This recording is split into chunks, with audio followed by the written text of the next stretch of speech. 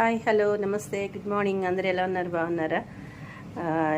ఈరోజు నేను బెండకాయ కూర చేద్దాం అనుకుని కట్ చేశానండి. ఇది 30 కిలో బెండకాయలు. చూసారా, 30 కిలో బెండకాయలు కట్ చేస్తే ఇన్ని వచ్చినాయి. 50% పోయింది. ఇవి చూడండి, ఇట్లా మొత్తం లోపలంతా పాడైపోయినాయి.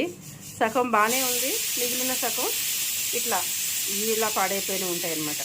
లోపల నుంచి జాగ్రత్తగా చూసుకుని కట్ చేసుకోవాలండి. ఒక్కొక్క ముక్క కట్ చేసుకుని ఖచ్చితంగా చూసుకోవాలి. చూసుకోకపోతే చాలా ప్రమాదం అనమాట. ఇలాంటివి పుచ్చిపోయి ఏమాత్రం ఒక చిన్నది వచ్చినా కూడా ఫుడ్ పాయిజన్ అట్లా అయిపోతుంది. తినకూడదు అట్లాంటివి. అందులోనూ పిల్లలు, ముసలి వాళ్ళు అట్లాంటివి ఉన్న వాళ్ళ దగ్గర చాలా జాగ్రత్తగా చూడాలి. పిల్లలేంటండి, ఎవరికైనా సరే చాలా జాగ్రత్తగా చూసుకోవాలి. నేను ఇది చూపించడానికే వీడియో అనమాట.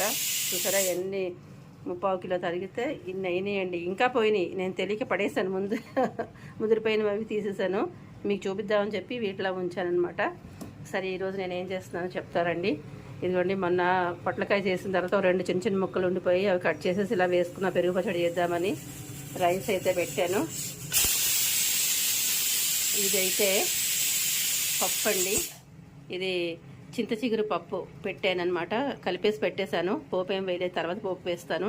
రెండు కలిపేసి ఉప్పు, పసుపు, పచ్చిమిరపకాయలు, చింత చిగురు, మనకు కావాల్సిన పప్పు దీంట్లో వేసేసి కడిగేసి కుక్కర్లో పెట్టేశాను. ఒక 5 విజిల్స్ వచ్చిన తర్వాత ఆపేస్తాను. పలచగానే చేస్తాను పప్పుని. ఇదండి ఈరోజు ఇలా జరిగిపోతుంది. పచ్చడి చేసిన తర్వాత చూపిస్తాను నేను లాస్ట్లో. అందాక ఇంతే. ఇదిగోండి, ఫైనల్గా మన వంట అయితే అయిపోయింది.